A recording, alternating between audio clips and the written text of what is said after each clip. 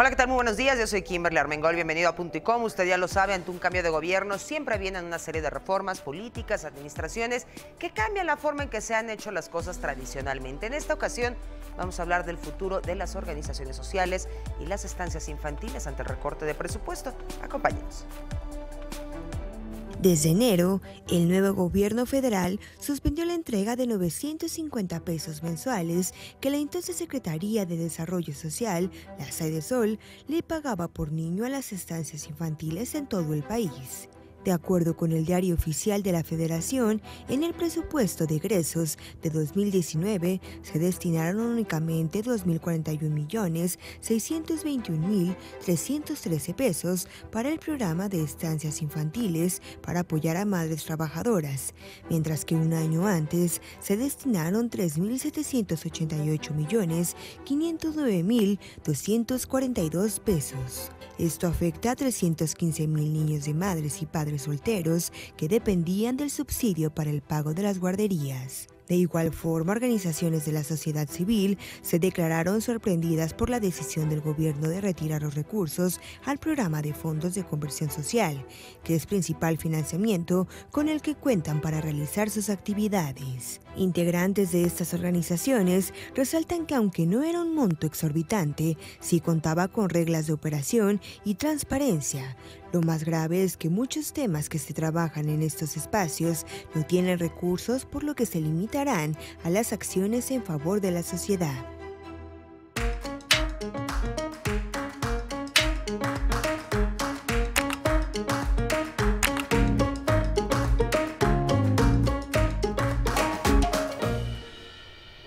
Hola, ¿cómo están? Soy Fabiola Guarneros, bienvenidos a Punto y Coma en este martes, que espero estén teniendo un excelente día.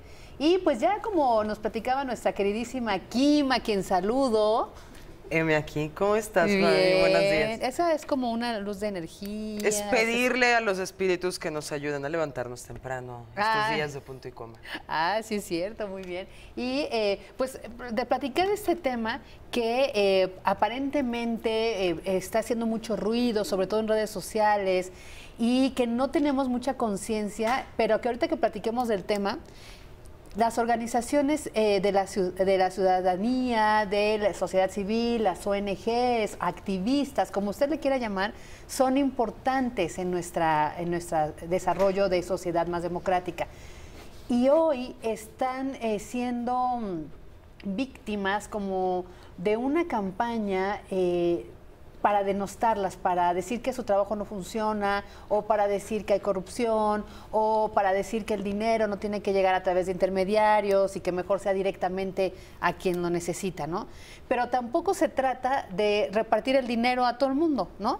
Porque mucho del trabajo de estas organizaciones es de acompañamiento, de asesoría, de canalización, de buscar la herramienta que te ayuda a solucionar mil problemas. O sea, estas asociaciones de la sociedad civil surgieron porque había, hay que decirlo, gobiernos que pasaban sobre los derechos humanos, que no cumplían la misión de un Estado, que es garantizar lo que la Constitución establece. Y la Constitución establece, entre otras muchas cosas, derecho a la salud, derecho a la educación, derecho a una calidad de vida digna, derecho a que las comunidades indígenas puedan tener desarrollo, justo al pleno desarrollo. Todo eso está en la Constitución. Y el garante es el Estado. Y los gobiernos han pasado sobre eso sin importarles. Las organizaciones empezaron más bien los ciudadanos empezaron a organizar para empezar a decir, oye, hay derechos que no están siendo garantizados y los necesitamos. Unas para exigir al Estado que cumpliera. Otras tomaron el papel del Estado y empezaron a hacer esta labor en sus comunidades. Y cada una tomó un perfil distinto. Y hoy estos ciudadanos se organizan para luchar por los niños enfermos de cáncer y donde los hospitales no dan las garantías. Se organizaron a raíz de tragedias familiares, como el caso de Virginia Sendel de Lemet, para hablar y concientizar de los peligros del fuego, de la pirotecnia, de los árboles de Navidad en diciembre. Y hoy esta fundación se lleva a los niños quemados de Hidalgo, de los hospitales de Coajimalpa, de lo que pasa en nuestro país, para que en el Reiners en Estados Unidos los puedan atender. Claro. Esas son organizaciones. Hay organizaciones que luchan en contra del feminicidio. Hay organizaciones que luchan para velar por los derechos de la infancia, por la educación. Entonces, no todas son corruptas, no todas se dedican a repartir y a cobrar dinero, y muchas acompañan. Incluso en este tema que fue tan polémico con el autismo del niño de Cuarón, hasta hay organizaciones que se encargan de enseñar a los papás qué pasa con el autismo y de informar a la sociedad. De eso vamos a hablar hoy. Qué bien un tema, ¿no, Kim? Muy bueno, y le vamos a agregar también la polémica por las estancias infantiles. Entonces regresamos, no se vaya, hacemos una pausa. Estamos de vuelta y por supuesto le damos la bienvenida a Juan Martín Pérez García, él es director de REDIM, que es la Red por los Derechos de la Infancia. Juan Martín, buenos días, gracias por estar con nosotros. Gracias por la oportunidad. No, al contrario, estamos hablando de este tema tan difícil en estos momentos, retirar los recursos del gobierno federal, de las organizaciones, de las asociaciones. ¿Cómo lo ven ustedes desde trinchera? Bueno, hay que tener presente que el Estado mexicano se ha conformado ya hace mucho tiempo en distintos procesos.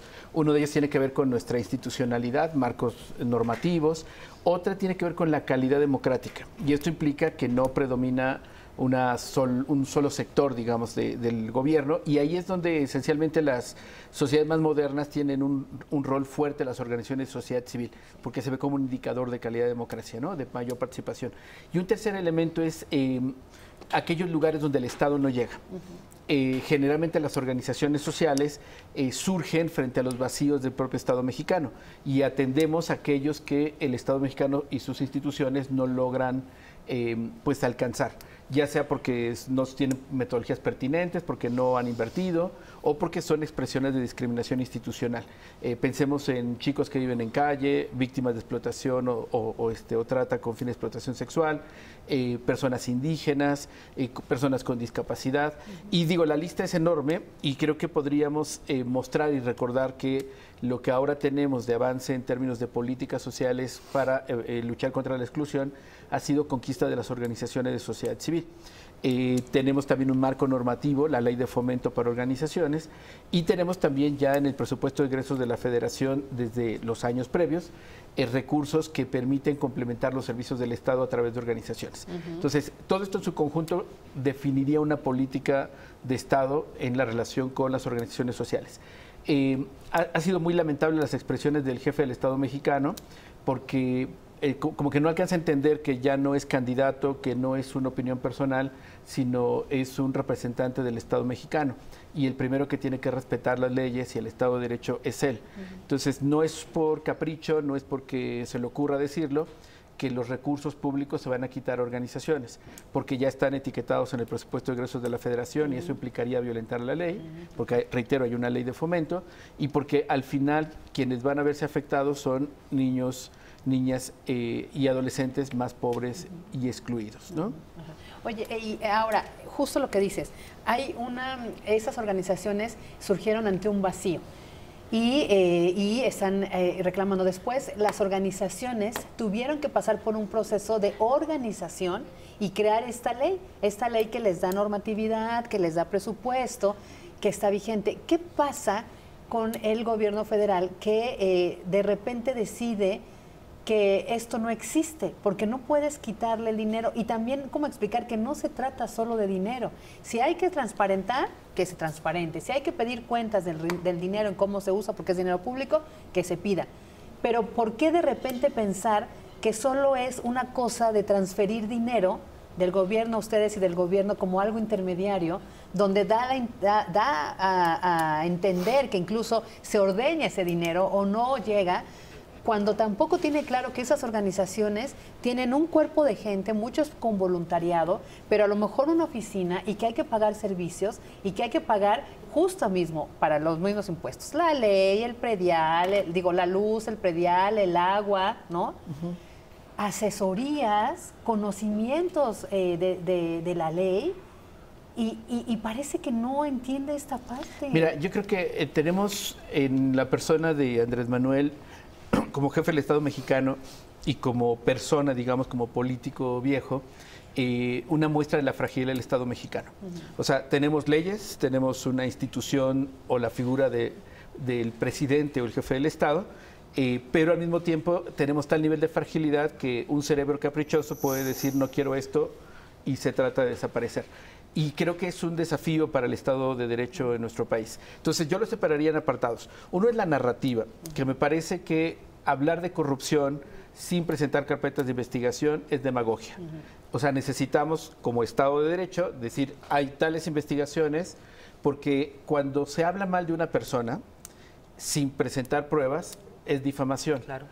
Y esto no solamente no es elegante, no es cortés, no es educado, sino viniendo de un funcionario público representa un acto de violación a derechos humanos, el derecho a tu dignidad personal, ¿no? Que aquí ha sido bastante violentado. Hay otro elemento y que corresponde sin duda a la lógica institucional.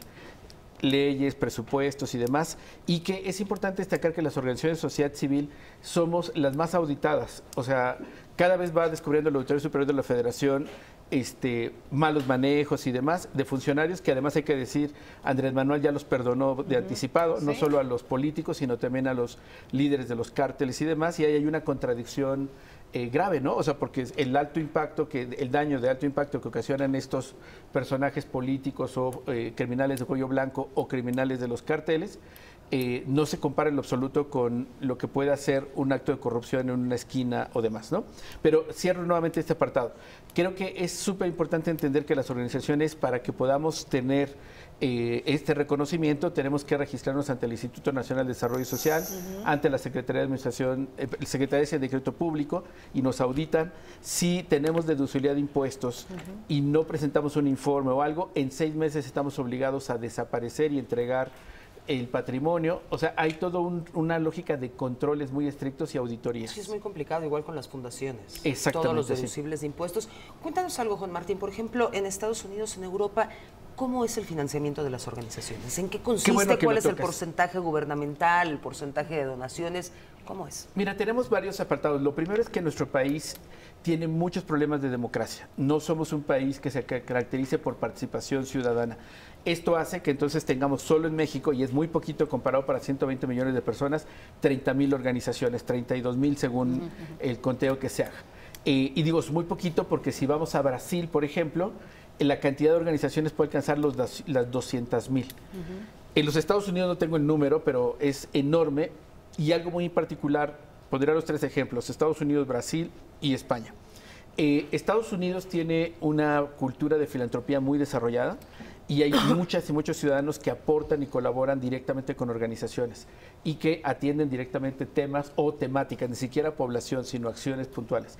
Tenemos muchas fundaciones comunitarias, fundaciones familiares, y diríamos que es el país que más desarrollo tiene la cultura filantrópica y la donación a causas.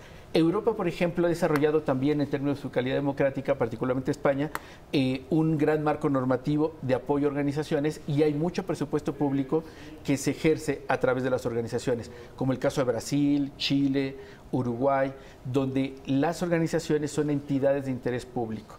Quisiera recordarle a Andrés Manuel, porque ya se le olvidó, que el 30 de abril pasado estuvimos en su casa, firmó 9 compromisos, que no ha cumplido nada, y el 9º compromiso es precisamente reconocer a las organizaciones sociales como entidades de interés público, para que podamos, al igual que el Estado, digamos, lo estamos haciendo, sirviendo a los más necesitados, auditándonos como se tiene que hacer todo, pero entendiendo que somos un complemento a la acción del Estado y no somos sus enemigos. Oye, Juan Martín, platícales un poco a nuestro público. Por ejemplo, qué hace Redim? Y cómo las acciones de ustedes, ¿no?, de esta sociedad civil organizada, que yo ponía en la columna del domingo, ahí está el comercial, ¿verdad? Lo pueden leer en Excelsior, búscalo en el .com y ahí está. Y yo decía, o sea, yo no sé si son de derecha, izquierda, conservadores, neoliberales, muy de mente abierta, si son fifís o si son chairos. O sea, yo lo único que sé es que existen organizaciones de la sociedad civil que han hecho mucho por muchos y en muchos temas. Entonces, yo no sé si Redim es de derecha, es de izquierda, es conservador, es progresista, eres fifí o eres chairo. Yo desde que conozco su trayectoria, me inclinaría a pensar que son una organización muy demócrata, más hacia un pensamiento de izquierda, pero no de izquierda radical, sino de izquierda de defensa de derechos humanos, por ejemplo, pero que el trabajo y el señalamiento que han hecho por los derechos de la infancia ha redituado, por ejemplo, en un sistema o en una ley. ¿Podrías compartirlo? Sí, mira, yo creo que tenemos que salirnos de esta narrativa polarizante. Yo creo que la narrativa de la Cuarta Transformación es equivocada, porque no estamos hablando de una constitución de un Estado mexicano fuerte, sino de un grupo de poder que se impone frente a otros, y eso no es el Estado mexicano. Tenemos ahorita, reitero, esa fragilidad que lo permite, pero seguramente iremos avanzando paulatinamente las y los ciudadanos, y más tarde que temprano se darán cuenta que votar y tener 30 millones de votos no es el aval para imponer nada. Y esto es súper importante porque el centro de esto tiene que ver con los derechos humanos. Los derechos humanos no tienen ideología. Naciones Unidas se conforma por todos los países del mundo que desde 1945 se reunieron, establecieron a partir de ahí acuerdos como la Declaración Universal de los Derechos del Hombre. Después han existido muchas convenciones contra la violencia a las mujeres, por los pueblos indígenas, por los derechos de niños y niñas. Y Redim, esta red de 67 organizaciones en todo el país, se articula para promover y defender los derechos de niños y niñas que, hay que decirlo, no tienen partido, no tienen color. Alguien decía el otro día, y me gustaba la frase, que los niños no son de un partido, sino son de colores, es decir, son un arcoíris, y me gusta la frase. Entonces, nosotros como Redim claramente hablamos con todos los partidos y tenemos muy buena relación, amistad y diálogo con todos los partidos, con todos los funcionarios, porque entendemos que para los niños y niñas no hay un color o una elección ideológica. Hay la garantía de derechos y es la obligación. Entonces, en el proceso electoral pueden usar todos los colores que quieran y sus banderas y demás. Cuando ya son funcionarios o funcionarias, no hay partido, porque eso sería ilegal. Y es algo que tenemos que recordarle al jefe del Estado mexicano. Andrés Manuel López Obrador ya no es candidato, ya no puede tener opiniones personales, es el jefe del Estado mexicano y tiene que respetar toda la normativa, y en eso está no discriminar, como lo está haciendo con las organizaciones y con el segmento de población más pobre. Juan Martín, vamos a seguir con este tema, por supuesto, pero antes vamos a hacer una pausa. No se vaya, está en Punto y Coma. Organizaciones sociales, organizaciones de la sociedad civil, organizaciones no gubernamentales, recibían alrededor de 30,000 millones de pesos. No, mejor de manera directa, si el mexicano no es menor de edad, ¿para qué la tutela? ¿Para qué el intermediarismo? ¿Por qué no de manera directa? Y para que le llegue el apoyo y le llegue completo. Ahí están las palabras de esta mañana del presidente Andrés Manuel López Obrador. Mira, dice que son 30,000 millones de pesos. Si hay, como dice Juan Martín, en Indesol, que es en el instituto donde están registradas, entre 30,000 y 32,000, es como de 1 millón, si se repartiera equitativo, es de 1 millón por asociación, o sea, no es mucho dinero. Ahora, yo sí te invito a que nos dice, ¿para qué la tutela? ¿Para qué el intermediarismo? ¿Para qué? Mira, yo regreso un poco a que tenemos que desmontar esa narrativa y no subirnos a esa narrativa que es maniquea, ¿no? Esta narrativa donde hay pueblo bueno y pueblo malo, donde hay conservadores y liberales, donde hay mesías y hay seguidores, le hace daño al país. No está en el marco de derechos, no es algo que nos permita construir democracia y tampoco nos permite construir discursos desde la diversidad. Por eso insistiría mucho en salirnos de ello. Es decir, el presidente está mal informado o miente, claramente, porque no hay tal cantidad de dinero que se destine a organizaciones sociales. Segundo, el recurso que se destina a organizaciones sociales está claramente presupuestado en Indesol. Hay un segmento en el presupuesto de egresos que se puede observar y que este año, con recorte, no supera los 230 millones de pesos. O sea, absolutamente nada. Ahora, creo que es importante también diferenciar que cuando hablamos de sociedad civil, están también las organizaciones o las fundaciones empresariales. Y esas tienen recursos propios por el fin que tienen y que también son auditadas. Que existan actos de corrupción en organizaciones, claro que las hay, sin duda. Nuevamente regresamos al principio. Si hablamos de corrupción sin una carpeta de investigación, es demagogia. Necesitamos decir qué fundación, qué persona, qué acto de corrupción. Precisamente se ha venido mostrando por la Auditoría Superior de la Federación los gastos incorrectos en la Secretaría de Educación Pública, de miles de millones gastados en comunicación para promover la reforma educativa. ¿Dónde está la carpeta de investigación para los funcionarios que se han visto vinculados con estos hechos? En tanto nosotros no traduzcamos esto en un acto de institucionalidad, lo único que vamos a mantener es una narrativa que polariza y que lo único que hace es que se crea una cortina de humo para no reconocer el trabajo y el aporte que hace sociedad civil. Pensemos en... Yo fundé hace 25 años el Caracol, una organización que atiende a población callejera. Y están ahí las auditorías, los dictámenes, el trabajo. Estamos como Redim y todas nuestras cuentas son públicas, 18 años, y hemos tenido reconocimientos de todo tipo a nivel nacional e internacional, porque todo lo que hacemos es transparente, es auditable, no tiene fin partidista, dialogamos con todo mundo, pero lo que sí podemos garantizar es que Redim ha hecho aportes enormes a este país en perspectiva de construir un Estado de Derecho que garantice que niños y niñas en este país sean felices. Y decir un poco... yo respondería a esta pregunta de ¿para qué? O sea, como decía, ¿por qué? Si el ciudadano es mayor de edad, ¿por qué la tutela? Porque esta tutela a veces es necesaria, es decir, no se trata solo de un cheque o de una ayuda monetaria. A ver, justo estas organizaciones surgieron por estos vacíos del Estado mexicano, por estas omisiones, por corruptelas de gobernadores, presidentes municipales, alcaldes, etcétera, ¿no? Incluso algunos ciudadanos, vamos a decirlo así. Pero ante estos vacíos surgen estas organizaciones y vamos a poner el ejemplo. Los menores de edad, que es el tema que estamos hablando porque es el que nos debe ocupar siempre, los menores de edad.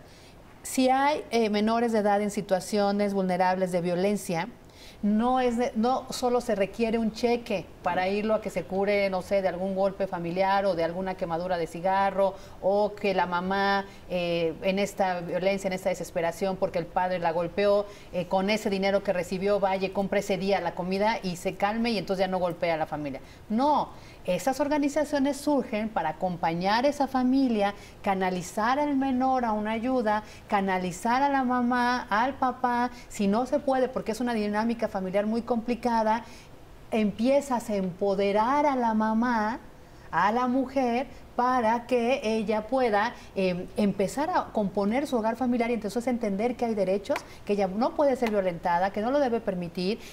Incluso los foros que hemos tenido, Juan Martín, tú no lo vas a negar, en el periódico Excelsior, la manera de educarnos como sociedad, de decir, a ver, la violencia, hay violencia verbal, hay violencia física, hay violencia emocional, hay violencia económica. O sea, eso hacen las organizaciones, no solo es, a ver, ten el dinero para que lleves a tu niño y no lo golpeen, o ten mujer, ahora que vimos el tema de las mujeres de los refugios violentadas, ten para que lo dejes y ve con un médico y que ya. No, es dónde te acompaño, dónde te protejo. Estas organizaciones hacen redes, enlaces con otras fundaciones, con casas de ayuda, con psiquiatras, con terapeutas, con gente que ayuda a subsanar. O sea, por eso ¿para qué la tutela?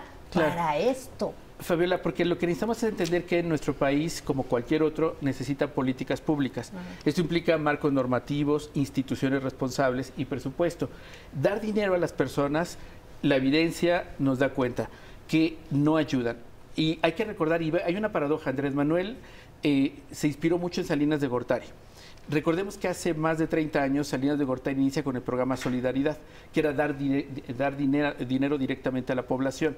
Y es muy curioso porque aparentemente son enemigos políticos, pero en términos de la visión la comparten, porque lo que sí hay evidencia en 30 años es que dando dinero directo a las personas se crean clientelas electorales. De eso tenemos evidencia.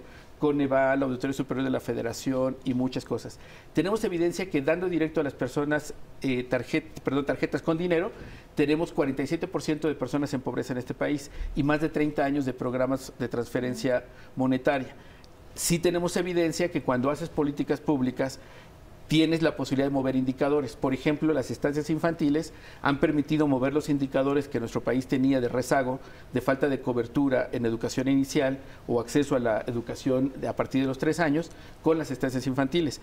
Y este es un programa que no era de transferencia directa a las personas, sino una institución que regula los servicios privados y que ofrece servicios a una población altamente excluida con resultados muy concretos, supervisados, verificables y auditados. Por eso es que es fácil identificar si en alguna instancia ocurrió algún acto de corrupción o si funcionarios de Sedesol, que además, recordemos, hay tradición ya de mucha corrupción ahí, cometieron alguna tropelía, pero en todo caso, insistimos, se tiene que investigar. Entonces, hay que entender que dar dinero no necesariamente es política pública. Esta es una acción, digamos, política, clientelar, pero la política pública tiene otros elementos y eso es lo que creo que tenemos que defender y luchar por ello. Y qué bueno que tocas el tema justo de las estancias infantiles para empezar ya a retomar este asunto que está pendiente, que está en la agenda nacional, en el interés de muchas mamás trabajadoras, no solo en la ciudad, sino en comunidades donde hay que salir a trabajar y pues no hay donde dejar a los niños. Y doy la bienvenida a Lía Limón. ¿Cómo estás, Lía? Qué gusto saludarte, muchísimas gracias por la invitación. Muy contenta de estar aquí y de compartir este foro con Juan Martín. Y ahí aprovecho, antes de hablar de las estancias infantiles, para decir que este tema de quitarle los recursos a todo, ¿no? Sí. Porque es a todo. Con el argumento de que había corrupción, híjole, descalificar así a las organizaciones de la sociedad civil que operan con nada y hacen milagros, me parece increíble. Uno de esos casos es Juan Martín, que lleva toda su vida trabajando por los niños, toda su vida trabajando por la misma causa, con un compromiso brutal en donde su único compromiso y su único objetivo son los niños y el bienestar de la infancia y el interés superior de la niñez. Y así hay muchas muy respetables, o sea, Save the Children, ¿no? En el género está GIRE, el Instituto Simón de Beauvoir, pero bueno, Oxfam, una infinidad, Oxfam, o sea, una infinidad de organizaciones que han hecho un trabajo brutal, ¿no? De niños de la calle, Caracol, esta Casa Alianza. Entonces, híjole, descalificarlas así cuando han cubierto, han hecho un trabajo en el que en muchas ocasiones cubren deficiencias del Estado, ¿no? Han hecho un trabajo también porque tienen una parte de atención y tienen una parte de batalla, ¿no? También. Y entonces también ha hecho una parte de señalar cosas que están mal, de avanzar en construir instituciones democráticas en este país, de avanzar en construir la rendición de cuentas en este país, que falta mucho, pero buena parte de lo que se ha avanzado, sin duda alguna, es gracias a la sociedad civil organizada. Entonces, bueno, me parece una cosa muy preocupante. Y en el mismo sentido lo de las estancias infantiles. A ver, argumentan que están acabando con la corrupción. Primero, no han señalado un solo caso con pruebas, uno solo, ¿no? Porque además el presidente ya salió a decir que 2 de cada 3 son corruptas. Sí. No han señalado uno solo, específico. Segundo, la Auditoría Superior de la Federación, que esa sí ha señalado, dice, y ya salió el auditor a hablar, a decir, a ver, el 1.8% de las estancias del programa, del presupuesto del programa es el que está observado. Eso no justifica que el programa desaparezca. Entre 2016 y 2017 observaron 300 estancias, hay 9.565. Entonces, están dejando abandonados a 330,000 niños. Y están tirando a la basura la profesionalización, las capacitaciones, las certificaciones y el esfuerzo que han puesto 9.565 responsables de estancias y su personal, con un argumento falso. Pueden haber algunos casos, sí, que esos casos que encuentren se sancionen, que esos casos que encuentren se sancionen y revisen en qué era para que no vuelva a suceder. Claro. Pero te voy a decir una cosa, el esquema que están planteando de un nuevo programa, que dicen que estancias infantiles siguen y no es cierto, es un programa de transferencia directa de recursos a la madre para que la madre lo gaste en lo que quiera. El nombre es Programa de Bienestar para Niños y Niñas Hijos de Madres Trabajadoras. Nada más el título. Porque tú revisas las reglas de operación y en el resto de las reglas de operación no hablan de niños ni de espacios de cuidado de estos niños. Y me parece algo muy preocupante. Primero porque las mamás beneficiarias de este tipo de programa son madres de escasos recursos que ellas mismas te dicen, yo puede ser que tenga otras necesidades que cubrir de manera inmediata, en las que se me vaya el dinero desde comprar una medicina, llevar al niño al doctor, por un lado. Por otro lado, otras de comunidades indígenas y comunidades donde hay mucho más dificultad de la mujer para desarrollarse, han dicho, mi marido ya me está pidiendo el dinero para gastárselo en otras cosas, en muchos casos en tomar. Sí, ¿no? Sí. Y Además, en aquellos casos donde la madre diga, yo sigo llevando a mi hijo a la estancia infantil, les están bajando el monto del apoyo. Y a mí que alguien me explique con 800 pesos a quién le alcanza a cuidar un niño. En el IMSS dan el triple. En los CADIs del DIF dan como 6,000. Y eso sí, la SEP etiqueta 500 millones de pesos para 70 centros del Partido del Trabajo, que nadie supervisa, que no le rinden cuentas a nadie, que hay documentales que han probado la corrupción de esos casos, hay reportajes que lo han probado. Y eso es... A ver, a mí que alguien me lo explique. Entonces, aquí, a mí que me digan quién cuida a un niño con 800 pesos, ¿no? Entonces, se está bajando el apoyo, obliga a las madres a eso, a que la cuota de complementaria sea mayor, porque pues la estancia no sobrevive sí, claro, con 800 pesos por niño. Y en los casos en donde no lo sea, muchas tendrán que cerrar, pero lo más grave, en todas las reglas de operación no habla de cómo van a supervisar los espacios de cuidado infantil. Alguien me preguntaba, ¿por qué dicen estancia y no guardería? Porque a los niños no se les guarda. El término de guardería es un término que se dejó de usar hace mucho tiempo, porque a los niños no se les guarda, a los niños se les educa, se les estimula, se les alimenta, se busca su desarrollo. En fin, es un trabajo que hacen en estos espacios de cuidado infantil, que es en beneficio del niño, que garantizan el interés superior de la niñez. Todos los estudios de psicólogos, de neurólogos y demás han probado que la etapa de 0 a 4 años de un niño es determinante, porque es la etapa en la que el cerebro tiene mayor plasticidad, sí, es decir, infancia es destino. Y a estos niños, a estos 330,000 niños que no votan, los están dejando tirados. Sí, porque me parece gravísimo. Hay que la mamá haga lo que quiera y que los deje a ver dónde, que lo supervise a ver quién. Su abuelita. A ver, no, o sea, la red de estancias ha funcionado porque son mujeres a las que se les hicieron exámenes, se les certificó, se les han dado capacitaciones, han ocupado muchos de sus fines de semana para capacitarse. Unas a lo largo del programa han estudiado pedagogía los sábados y domingos. Las capacitaciones tienen que ser en fin de semana, porque entre semana tienen que estar en su estancia.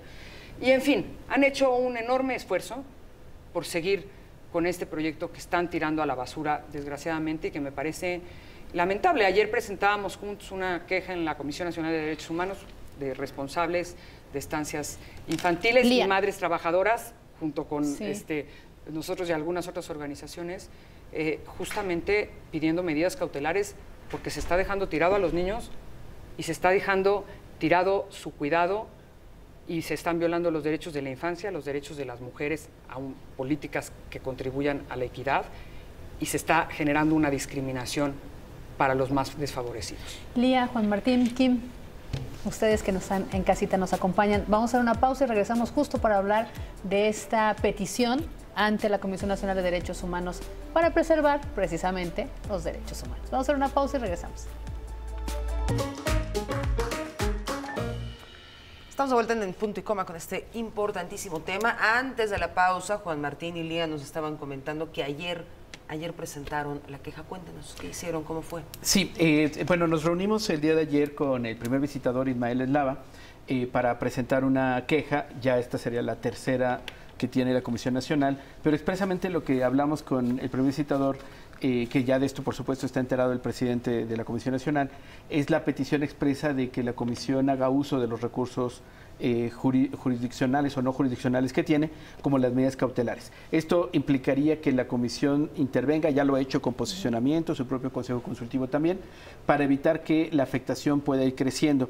Ahora mismo lo que estamos enfrentando a partir de las madres y responsables de centros que estuvieron ayer o de estancias que estuvieron ayer, es que muchas ya están cerrando porque no les han derivado el recurso de enero y febrero. Esto implica que ellas han tenido que asumir o subsidiar esto. Alguna de ellas hablaba que había vendido su carro. ¿Cuánto es lo que necesita es que esto para subsidiarlo? Esto depende de cada estancia, de acuerdo al número de niños que tienen. En promedio están entre 30 y 40 niños por cada estancia infantil. Particularmente, la capacidad máxima son 60. Así es, máxima. Y particularmente en los estados más pobres, estaba una mujer de Chiapas que mostraba cómo en los altos de Chiapas esto hace una afectación directa porque ahí no hay cuota compensatoria. Es decir, los padres, las madres de familia no tienen para poder complementar, sino dependían totalmente del fondo federal. En Puebla, la Sierra Norte de Puebla también ya han estado cerrando, la Sierra Gorda de Querétaro. En los lugares más pobres son donde ya la afectación es mayúscula porque las responsables no tienen ni siquiera para poder urbanos, ¿no? invertir. O sea, incluir acá, ¿no? Entonces, ahí creo que lo central es cómo recordamos que estamos aquí viviendo un caso muy expreso de discriminación institucional. Como ya explicaba Lía, no se recortó presupuesto a ningún otro espacio de educación inicial. Está siendo las más afectadas las mujeres y los niños y niñas más pobres. El Coneval ha dado evidencia de que es un programa exitoso, 97% de evidencia de buenos resultados, y la Auditoría Superior de la Federación encontró solo 1.8% de observaciones, y no a las estancias, sino a Sedesol por el recurso. Entonces, no hay sentido de querer anular un programa exitoso que beneficia a los niños y niñas más pobres y las mujeres trabajadoras. Dicho sea de paso, Coneval identificó que el 78% de las mujeres refirió estar trabajando por tener este apoyo de estancias. Claro. De hecho, en los estudios que hicieron, el propio Coneval, la gente de UNICEF fue a capacitar, decía esto, que había encontrado no solo un bienestar para el niño, porque hay una estimulación temprana, que eso es algo que no sé cómo podemos hacerle entender, que es lo básico. O sea, la estimulación temprana a esa edad es primordial. Claro, claro. Como le decía, en el hacer bolitas de papel, literal, en el manipular el engrudo, el acerrín, todo eso es estimulación sensorial que les va a permitir un desarrollo de pensamiento, de verdad, comprobado por la ONU. Bueno, más allá de eso, el punto está en que hagan ustedes cuentas. Yo los invito a que en su casa hagan ustedes cuentas. A ver, usted normal en su casita tiene que pagar la luz, el agua, el gas, vamos a decir, ¿no? Y va a comprar los alimentos, va a comprar los alimentos, ¿no? Las verduras. Recuerden que de repente se subió, el jitomate estaba carísimo, ¿no? Que es primordial el jitomate porque tiene que hacer una sopa, tiene que dar una proteína, ¿no? Una carne, tiene que dar verduras, colaciones, agua y sin azúcar con las nuevas medidas, ¿no? Aguas. Ok. Piense, ya he hecho pluma. Después, si hay 30 niños, por lo menos tiene que haber dos educadoras, o sea, aparte de la responsable y de quien hace la cocina y de aparte de la que hace la limpieza, vamos a poner que un mínimo de 7 personas. ¿Podría ser? Una cuidadora por cada 8 niños, sí, en caso de niños con discapacidad, una por cada 4, más la cocinera, más la responsable. Entonces, 4 o 5 personas por lo menos. Esas personas van a ir porque necesitan trabajar, porque esas personas tienen una familia que mantener. Entonces, ellas no van a regalar su tiempo como usted y yo no estamos regalando nuestro tiempo, hay un trabajo. ¿Les gusta que un pago mínimo, como está en la situación, sean 6,000 pesos al mes? Ya le echo cuenta, esa niña que estudió puericultura para tener un futuro en la vida y entrar a una estancia infantil a dar sus conocimientos, pues necesita tener un ingreso. Ahora, el papel de baño. Es muy importante decirlo. Es que las toallitas húmedas, o sea, todo el material, las hojas, el engrudo. Los colores. A ver, es que aquí hay una cosa muy importante. A mí, que las estén acusando de corrupción me parece algo gravísimo. Primero, porque además, sin ningún caso probado. Pero, perdón, difamar a mujeres que lo que han hecho es entregar su vida al cuidado del mayor tesoro que tenemos, que son nuestros niños, me parece una cosa increíble. Ellas te dicen, y ayer las escuchábamos, Juan Martín y yo, y las hemos escuchado varios otros días, te dicen, a ver, en mi comunidad ya me están rechazando, me están reclamando porque dicen que si robé.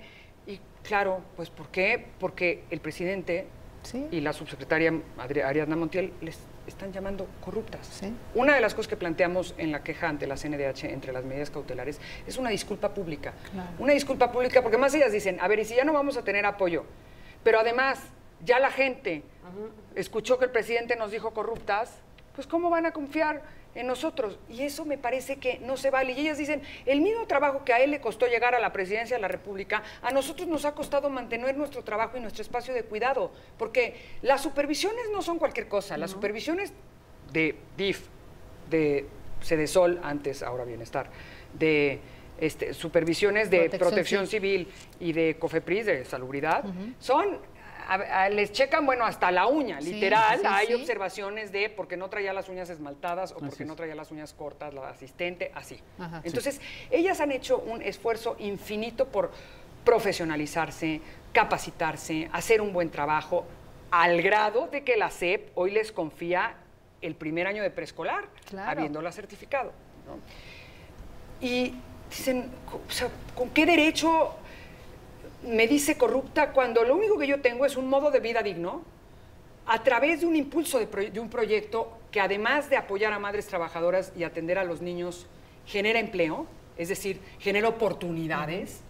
Entonces, me parece que de verdad que son unas heroínas muchas de las responsables de las estancias infantiles, porque mira, no hay una que no te diga, pues yo, la operación son 8 horas mínimas, no hay una que no te diga, yo estoy operando, en lugar de 8 horas, estoy operando 10 porque me ajusto a los horarios de las mamás, o yo tengo 5 a los que no les estoy cobrando cuota de corresponsabilidad porque las mamás no pueden, porque una trabaja en esto, otra trabaja en esto, esta se quedó sin trabajo, a esta lo operaron. Te cuentan historias donde verdaderamente se ve que están involucradas en la vida de las mujeres, y este programa es un programa que, ¿sabes qué hace? Generar comunidad, que es lo que hace falta, generar solidaridad, redes de solidaridad de ciudadanos con otros ciudadanos. Y es lo que están tirando a la basura con argumentos absurdos, sin probar, y además, a ver, no somos Juan Martín y yo solos defendiendo este tema. Se ha pronunciado la Comisión Nacional de los Derechos Humanos, el Sistema Nacional de Protección a la Infancia, el Consejo contra la Discriminación, Coneval, ¿no? La propia auditoría, Save the Children, Oxfam, Gire, el Instituto Simón de Beauvoir, un sinnúmero de personas diciendo esto que se está haciendo es un error y viola los derechos de los niños. Hay casos de verdad donde estancias ya cerraron y otras donde las mamás, tengo testimonios, pasé algunos a la gente de tu producción, que dicen, yo el mes que entra ya no voy a poder traer a mi hijo porque yo soy trabajadora doméstica y no puedo pagar más. Y aquí voy a explicar un absurdo. Acaba de decir el IMSS hace un par de meses, un mes, que va a acatar la resolución de la Corte de dar seguridad social a las trabajadoras domésticas. ¿A dónde creen que las trabajadoras domésticas llevan a sus hijos para el cuidado? A las estancias infantiles. A las estancias infantiles. Y ya no las van a poder tener. Y eso es muy fácil. Y seguridad social incluye el cuidado infantil. Exacto. ¿Por qué? Porque ellas no son derechohabientes, digamos, van a tener esa facultad de ir a la atención médica, pero no a las guarderías. Ahora, cuando por ahí dijeron también desde el gobierno federal que podían ir al IMSS, o sea, se ve que en su vida, yo sí lo voy a decir y con mucho orgullo, mis 2 hijos estuvieron en su primera infancia en las guarderías del IMSS. ¿Saben? Otras amistades también, ¿saben cuánto se han tardado en tener la lista de espera? Más de un mes y medio si te va bien. A ver, te voy a decir casi desde que estás embarazada. Ya de un año. A mí me fue muy bien. Déjame te platico una cosa. Me tardé un mes en esperar el lugar. El IMSS no tiene capacidad. Instalado, por eso están las estancias. El IMSS tiene. IMSS e ISSSTE juntos tienen poco más de 1,500. Sí. Vamos a hacer una pausa rapidísimo y nos los cuentas después del corte. Ya volvemos, estamos en Punto y Coma. Pues estamos aquí de regreso en Punto y Coma, hablando de este tema, de lo de las estancias. Estabas diciendo la capacidad del IMSS y pues algunas del ISSSTE que no tienen la capacidad. El IMSS tiene 1,500. El IMSS y el ISSSTE juntos tienen un poquito más de 1,500. Y las estancias infantiles son 9,565. Entonces, por definición, la dispersión territorial, la cobertura de las estancias infantiles es infinitamente mayor. En efecto, una guardería del IMSS tiene más capacidad, puedo atender 150 niños, sí, pero al tener mucho menos, hay muchos lugares donde no hay. Y donde hay están saturadas. Entonces, por ejemplo, una de las cosas, ahorita estaba en un debate con una diputada, bueno, en una mesa con una diputada de Morena, y ella decía, es que las estancias atienden gente del IMSS. Sí, mamacita, porque esas mamás no tienen una cerca. Exacto. Sí. Una mujer que tiene IMSS, evidentemente busca hacer uso de esa prestación, ¿no? Una familia que tiene IMSS. Entonces busca dejar a su hijo en una guardería del IMSS. Si no hay lugar o no tiene una cerca y se tiene que trasladar 2 horas para dejar al niño y otras 2 para llegar al trabajo, evidentemente el tema de la accesibilidad es fundamental. Entonces no puede dejarlo en una guardería del IMSS, entonces lo deja en una estancia infantil donde además paga una cuota de corresponsabilidad por una deficiencia de la institución que le debería de dar esa prestación. Si no es por eso, pues es porque les gustan más las estancias, entonces que se preocupen en el IMSS, ¿no? Claro. O sea, es decir, por definición este programa se autofocaliza, porque además dicen, lo vamos a enfocar solo en zonas vulnerables, de alta violencia, personas con discapacidad o indígenas. el apoyo que le van a entregar directo a las mamás, que no garantiza además que sea para el uso del cuidado de los niños. A ver, ¿cómo les explicamos que una madre que tiene una prestación para llevar a su hijo a una estancia, a una guardería del IMSS, lo lleva?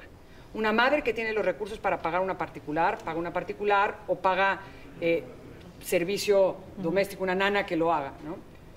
Las que usan las guarderías son mujeres que las necesitan. Nadie no las usa. Claro. O sea, nadie las usa ahí nomás. Las usan porque requieren el servicio de cuidado para sus hijos, no por otra cosa. Entonces, es un programa que además se autofocaliza. Dicen, es que en zonas, por ejemplo, en la alcaldía de Benito Juárez, que hay 9, en zonas urbanas así no se justifica. A ver, ¿sabes qué hijos van ahí? Los hijos de trabajadoras domésticas, los hijos de trabajadoras del mercado, los hijos de vendedoras ambulantes, los hijos de vendedoras por catálogo. Es decir, esas mamás, ¿ustedes creen que no necesitan una estancia infantil? ¿No necesitan un apoyo? Porque esas mamás, tú dime si una trabajadora doméstica puede pagar la cuota de corresponsabilidad más la beca, por decirte, 1,500 pesos al mes ella sola. Pues claro que no. Entonces, es una decisión que se está tomando completamente fuera de lugar y que, como todo lo que están haciendo es generar una clientela. Está probado a nivel mundial